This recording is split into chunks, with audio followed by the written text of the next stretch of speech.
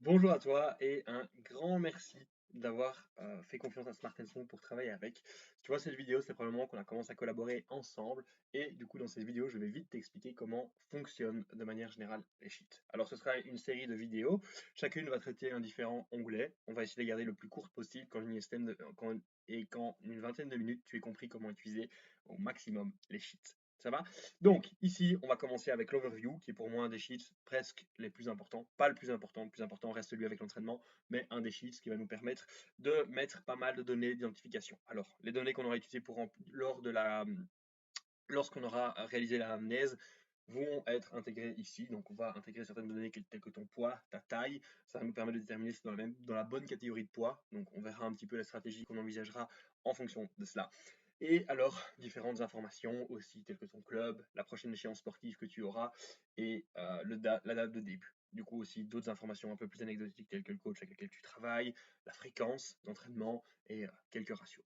Mais vraiment, comme je le disais, c'est anecdotique.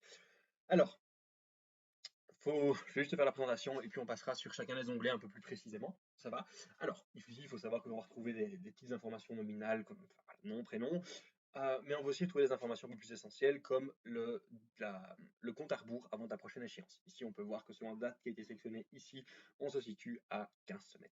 Ça va? Ici, nous avons plusieurs informations telles que la fréquence des lifts qui va être utilisée, on peut la changer.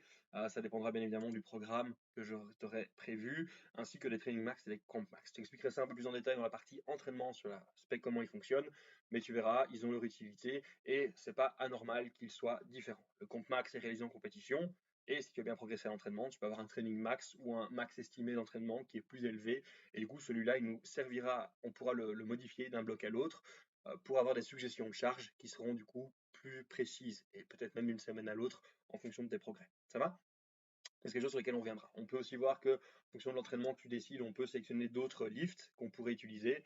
Ici, il n'y en a pas, on peut juste tout simplement mettre petite barre, mais en fonction du lift que tu choisis.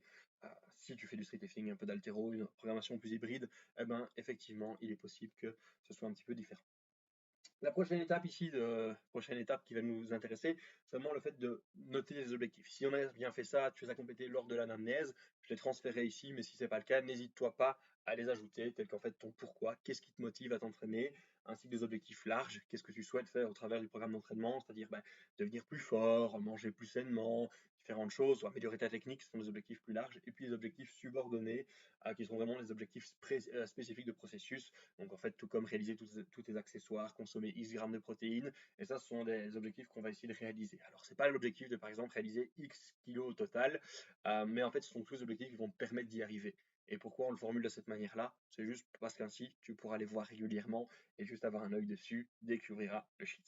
Ensuite, on va avoir ici toute la partie calendrier. Je t'expliquerai ça un petit peu plus en détail quand on s'intéressera au plan annuel ici. Mais ça, on verra ça un petit peu plus tardivement. Ça va? La prochaine étape ici, c'est quelque chose que je vais te demander de compléter à chaque fin de semaine, donc un peu avec ton poids moyen de la semaine. Par exemple, pour moi, ici, c'était autour en début de semaine de 112,1 kg, 112,100 grammes plutôt, enfin, pardon, 112 kg, 100, voilà, qui est mieux dit. Et typiquement, c'est le poids que moi, par exemple, je pèse le lundi et je le complète à ce moment-là, parce qu'ainsi, je ne dois pas m'occuper de compléter le chiffre le dimanche, je l'ouvre juste en début de semaine.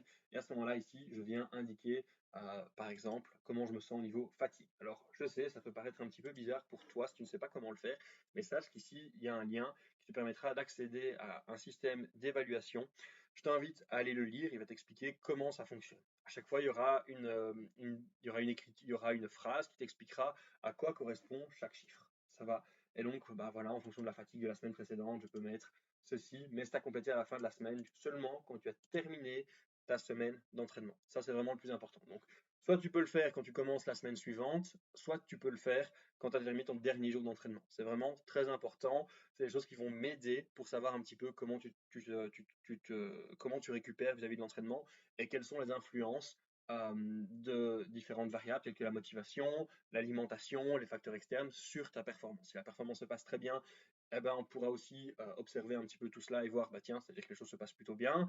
Euh, dans d'autres cas, ce qui peut se produire, c'est qu'il y a beaucoup d'influences de facteurs externes, l'alimentation était mauvaise, le stress a été très haut, et ça permet de contextualiser un petit peu ce qui se passe au niveau de la performance. Donc si la performance est à la hausse et que tout est bien ici, c'est très bien. Si la performance est à la baisse et qu'ici, bah, les choses se passent pas très bien, ça nous permet peut-être de dire, bah, tiens, sur quoi est-ce qu'on peut essayer d'agir? Si par exemple l'alimentation a vraiment été désastreuse, peut-être quelque chose sur lequel on pourra s'orienter. Ça va? Donc c'est un petit peu l'idée. Tu peux voir ici que j'ai essayé de rendre ça un peu interactif, un peu chouette, et du coup il y a une barre de readiness qui se complète à chaque fois que tu vas introduire une cotation. Et le maximum étant 100%, ben, l'idée est de se rapprocher le plus, ça veut dire qu'il y aura un readiness qui sera un peu plus important. Mais voilà, ce n'est pas le plus important, c'est vraiment juste une indication qui va nous permettre de contextualiser la performance. Comme je le disais aussi, si tu as un petit doute, tu peux te renvoyer ici à l'échelle d'évaluation qui va te permettre de bien comprendre cela. Tu as aussi accès à cette échelle via le Performance Toolkit. Ça va? Voilà qui clôture ici la présentation de l'overview et de cette petite séance de capsule vidéo.